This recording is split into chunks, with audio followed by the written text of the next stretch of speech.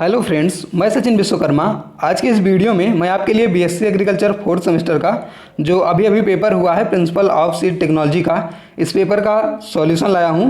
तो आप लोग फटाफट से अपना आंसर मिला लीजिए। आज की जो हमारी बुकलेट सीरीज है ये सीरीज ए है। तो आइए आंसर मिलाते हैं। एग्रीकल्चर से संबंधित ऐसे ही वीडियोस और पेपर का सॉल्यूशन सबसे पहले पाने के लिए हमारे चैनल को सब्सक्राइब कर लीजिए और बेल आइकन को भी प्रेस कर दीजिए। तो चलिए वीडियो को शुरू करते हैं। आज का जो पहला प्रश्न है ये है कि वनस्पति विज्ञान की दृष्टि से बीज है। तो वनस्पति विज्ञान की दृष्टि से बीज जो है वो परिपक्व बीजांड है। फ्रेंड्स, आज का जो वीडियो था आज का जो पेपर था वो लगभग मीडियम लेवल पर था और मैंने जो आप लोगों को 4 वीडियो में क्वेश्चन प्रोवाइड किए थे, लगभग 100 क्वेश्चन, उसमें से बहुत ही ज़्यादा क्वेश्चन जो है वो पेपर में फंसे हुए हैं। तो आप लोग हमारा जो नेक्स्ट वीडियो है प्रोबेबिलिटी सॉइल का उसे ज़रूर देखिएगा। अगला प्रश्न है कि निम्नलिखित में से कौन से बीज के भाग हैं। तो इसमें है ऑप्शन ए है बीजावरण, ऑप्शन बी है आंतरिक झिल्ली और ऑप्शन सी है बीजपत्र।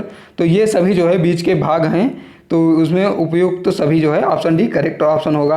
अगला प्रश्न है कि निम्नलिखित में से कौन सा बीज द्विबीजपत्री भ्रूणपोषी बीज है। तो इसमें जो है द्विबीजपत्री भ्रूणपोषी बीज ये अरंडी है। ऑप्शन डी जो है इसमें करेक्ट होगा। ये क्वेश्चन भी मैंने बताया हुआ था आप लोगों को। अगला प्रश्न है कि एक बीजपत्री बीजों में बीजपत्र के समतुल्य संरचना है। जो एक बीजपत्री बीजों में बीजपत्र के समतुल्य संरचना होती है वो क्या होती है। तो वो जो है स्क्रोटुलम होती है। ऑप्शन ए जो है वो करेक्ट होगा। इसे भी मैंने क्वेश्चन को बताया हुआ था, लेकिन इसको मैंने दूसरे फॉर्म में बताया था कि जो एक बीजपत्र का जो बीजपत्र होता है कॉटिलिडन्स, उसे किस नाम से जाना जाता है। तो उसे स्क्रोटुलम के नाम से जाना जाता है। अगला प्रश्न है कि निम्नलिखित में प्रजाति के ह्रास का आनुवांशिक कारण है। तो इसमें जो है ऑप्शन ए है यांत्रिक मिश्रण, ऑप्शन बी है पादप प्रजनक की तकनीक, ऑप्शन सी है कृत्रिम संकरण और ऑप्शन डी है जीवनाशी बीमारियां। और यहीं पर जो 6वां क्वेश्चन है कि कृत्रिम संकरण आनुवांशिक संदूषण एवं प्रजातीय ह्रास का एक मुख्य स्रोत है। ये दोनों क्वेश्चन जो है सेम ही हैं। जो 5वां नंबर प्रश्न है इसका आंसर जो है 6वें में छुपा हुआ है। तो इसको आप लोग इंग्लिश में पढ़िए क्योंकि हिंदी में जो है गलत लिखा है। तो ये जो है इसमें लिखा हुआ है कि निम्नलिखित में से प्रजाति के ह्रास का आनुवांशिक कारण है। इसमें वही लिखा है कि कृत्रिम संकरण जो है नेचुरल क्रॉसिंग ये आनुवांशिक संदूषण का कारण स्रोत है। तो इसमें साफ साफ लिखा है। तो इसका आंसर हो जाएगा ऑप्शन सी कृत्रिम संकरण, इसमें प्राकृतिक संकरण होगा। नेचुरल क्रॉसिंग जो है हिंदी में गलत लिखा है। अगला प्रश्न है कि कृत्रिम संकरण आनुवांशिक संदूषण एवं प्रजातीय ह्रास का एक मुख्य स्रोत है। तो इसमें जो है ये क्रॉस पॉलिनेटेड फसलों का है, परपरागित फसलों का है। ऑप्शन बी करेक्ट होगा। अगला प्रश्न है कि बीज उत्पादन के दौरान अलगाव दूरी से हम संरक्षित रखते हैं। तो इसमें हम लोग आनुवांशिक शुद्धता को सुरक्षित रखते हैं। ऑप्शन सी जो है सही होगा। तो आप लोग इस वीडियो को अपने सभी साथियों के साथ शेयर जरूर करिएगा ताकि वो भी अपनी आंसर मिला पाएँ। अगला प्रश्न है कि किसी प्रजाति के आनुवांशिक शुद्धता की जांच करने के लिए खेत स्तर पर कौन सा परीक्षण किया जाता है। तो ये जो है ग्रो आउट टेस्ट किया जाता है। ऑप्शन डी जो है वो करेक्ट होगा। आनुवांशिक शुद्धता के लिए ग्रो आउट टेस्ट किया जाता है। अगला प्रश्न है कि निम्नलिखित में से कौन सा गुणतापूर्ण बीज है। तो इसमें जो है प्रजनक बीज, आधार बीज और प्रमाणित बीज ये सभी जो है गुणतापूर्ण बीज हैं। तो इसमें जो है ऑप्शन डी करेक्ट होगा। अगला प्रश्न है कि निम्नलिखित में से किसके बीज उत्पादन का निरीक्षण एक मॉनिटरिंग टीम द्वारा किया जाता है। तो ये जो है ब्रीडर सीड का जो है निरीक्षण किया जाता है। इसमें ऑप्शन ए जो है वो करेक्ट होगा, प्रजनक बीज। अगला प्रश्न है कि निम्नलिखित में किसकी आनुवांशिक शुद्धता की गारंटी नहीं होती है। तो इसमें जो है जो ये ट्रूथफुली लेबल सीड हैं इनकी आनुवांशिक शुद्धता की गारंटी नहीं होती है। ऑप्शन बी करेक्ट होगा। अगला प्रश्न है कि मक्का की फसल के एक बीज ढेर का आकार होता है। तो मक्का की जो फसल होती है वो बीज ढेर का आकार जो है ये एक अपवाद है। तो इस जो छोटे बीज वाले होते हैं उनकी होती है 10,000 और जो बड़े बीज होते हैं वो 20,000, लेकिन अपवाद है। तो इसका जो करेक्ट आंसर होगा वो 40,000 होगा। मक्का के बीज ढेर में 40,000 किलोग्राम का बीज ढेर होता है। अगला प्रश्न है कि सभी गुणतापूर्ण बीज परीक्षण किए जाते हैं। तो सभी जो है क्वालिटी टेस्ट जो है वो वर्किंग सैंपल पर किए जाते हैं। ये क्वेश्चन मैंने भी आपको बताया हुआ था। अगला प्रश्न है कि वह टूटे हुए बीज जिसका आकार आधे से अधिक होता है माना जाता है। तो ये जो है प्योर सीड में रखा जाता है। ये क्वेश्चन भी मैंने अपने वीडियो के पार्ट 1 में बताया हुआ है। अगला प्रश्न है कि ऑर्थोडॉक्स बीज है या उसका उदाहरण है निम्नलिखित में से अड़ियल बीज का उदाहरण है। तो इसमें जो है गेहूं जो है वो ऑर्थोडॉक्स बीज का उदाहरण होता है, क्योंकि ऑर्थोडॉक्स बीज वो होते हैं जो कि नमी सोखने के बाद भी, जिनमें नमी कम होने के बाद भी जीवित रहते हैं। अगला प्रश्न है कि निम्नलिखित में से किस परीक्षण के परिणाम जीवित ऊतक के अभिरंजन पैटर्न पर निर्भर होते हैं। तो इसमें दिया हुआ है जो जीवित ऊतक होते हैं वो अभिरंजन यानी कि उसका जो रंग होता है वो किस परीक्षण में होता है। तो ये जो है जीवन क्षमता परीक्षण वायबिलिटी टेस्ट में जो है जीवित ऊतकों को रंग जाता है या रंगा जाता है। अगला प्रश्न है कि किसी उन्नतशील प्रजाति के आरंभिक मुट्ठी भर बीज को कहते हैं। तो इसे न्यूक्लियस सीड कहा जाता है, नाभिकीय बीज कहा जाता है। अगला प्रश्न है कि एक बीजपत्री में भंडारण का अंग होता है। तो जो एक बीजपत्री बीज होते हैं उनमें भंडारण का अंग जो है वो भ्रूणपोष होता है, एंडोस्पर्म होता है, क्योंकि बीज जो कॉटिलीडन होता है वो द्विबीजपत्री बीजों के लिए होता है। अगला प्रश्न है कि डोकेज है। तो ये क्वेश्चन भी मैंने आप लोगों को बताया हुआ था कि इनर्ट मैटर और सीड स्पीसीज जो है ये डोकेज के अंतर्गत आते हैं। अगला प्रश्न है कि वह बीज जिनको दबाने पर मुलायम प्रतीत होते हैं और गंदा पानी छोड़ते हैं तो ये जो है मृत बीज होते हैं। ऑप्शन डी करेक्ट है। अगला प्रश्न है कि जब बी लाइन का पौधा मादा पंक्ति में पाया जाता है तो इसे कहा जाता है। तो जब बी लाइन का जो पौधा होता है वो मादा पंक्ति में पाया जाता है तो इसे पॉलन साइडर कहा जाता है। ये क्वेश्चन भी मैंने बताया हुआ है, ऑप्शन ए सही होगा।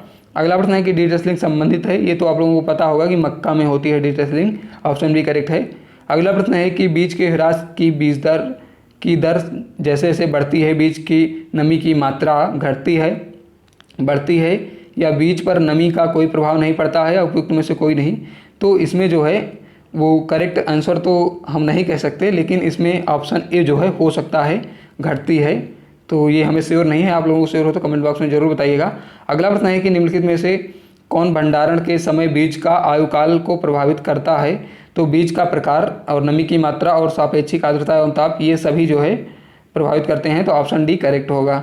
अगला प्रश्न है वह रसायन जो संक्रमण होने से पूर्व उपयोग किए जाते हैं कहलाते हैं, ये क्या कहलाते हैं। तो इन्हें जो है रक्षक कहा जाता है, प्रोटेक्टेंट कहा जाता है, ऑप्शन ए सही होगा। और जो चिकित्सीय होते हैं वो जो है संक्रमण होने के बाद उपयोग किए जाते हैं। अगला प्रश्न है कि केंद्रीय बीज परीक्षण प्रयोगशाला स्थित है। तो ये जो है नई दिल्ली में स्थित है। अगला प्रश्न है कि निम्नलिखित में से कौन सा बीज उत्पादन के लिए पब्लिक सेक्टर संगठन नहीं है। तो इसमें जो है भारतीय राज्य कृषि निगम जो है ये पब्लिक सेक्टर संगठन नहीं है, बाकी तीनों ये पब्लिक सेक्टर संगठन है। तो बी ऑप्शन करेक्ट होगा। अगला प्रश्न है कि किसी फसल की किसी प्रजाति का वह बीज जिसका उपयोग तब करते हैं जब वह प्रजाति पूर्ण रूप से नष्ट हो जाती है तो कहलाता है। तो इसे जो है कैरी ओवर बीज कहा जाता है, ऑप्शन सी जो है इसमें करेक्ट होगा। अगला प्रश्न है निम्नलिखित में से कौन सा बीज संसाधन का भाग नहीं है। तो इसमें जो बीज की सुखाई और बीज की सफाई एवं अपग्रेडिंग एवं बीज उपचार ये तीनों जो है बीज संसाधन का भाग हैं। तो बीज उत्पादन जो है ये नहीं है। तो ऑप्शन डी जो है वो करेक्ट होगा। अगला प्रश्न है कि नीले रंग का टैग किसके बैग पर लगा होता है। तो ये तो पता ही होगा कि नीले रंग का टैग जो है वो प्रमाणित बीज सर्टिफाइड सीड में लगा होता है। अगला प्रश्न है कि निम्नलिखित में से कौन सी लाइन नरबंध लाइन को संरक्षित करती है। तो इसमें जो है नरबंध लाइन को जो लाइन संरक्षित करती है उसका जो आंसर होगा वो हो जाएगा ऑप्शन बी। ऑप्शन बी जो है बी लाइन जो है ये नरबंध लाइन को संरक्षित करती है। अगला प्रश्न है कि निम्नलिखित में से कौन सी आइसोजेनिक लाइन है। तो आइसोजेनिक लाइन जो है वो ए लाइन और बी लाइन होती हैं, ऑप्शन जो है सी करेक्ट होगा। अगला प्रश्न है कि ए गुणे आर के संकरण से जो बीज प्राप्त होता है उसे कहा जाता है। तो जो प्रमाणित बीज होता है वो आधार बीज से बनता है और आधार बीज जो है वो प्रजनक बीज से बनता है और प्रजनक बीज नाभिकीय बीज से बनता है और नाभिकीय बीज जो है वो ए एवं इंटू के संकरण से यानी ए इंटू आर के संकरण से बनाया जाता है। अगला प्रश्न है कि मक्का के द्विसंकर को विकसित करने में कितनी अंतःप्रजात लाइनों का प्रयोग किया जाता है। तो इसमें जो है दो होगा आंसर, दो अंतःप्रजात लाइनों का प्रयोग किया जाता है, ऑप्शन ए करेक्ट होगा। अगला प्रश्न है कि ज्वार के संकर बीज का उत्पादन करने के लिए किस प्रकार की नरबंधता का उपयोग किया जाता है।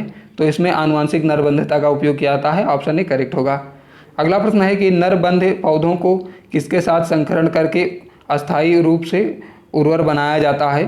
तो इसमें जो है बी लाइन के साथ संकरण करके अस्थायी रूप से उर्वर बनाया जाता है, ऑप्शन बी करेक्ट होगा। अगला प्रश्न है कि किसी संकर की न्यूनतम आनुवंशिक शुद्धता होती है।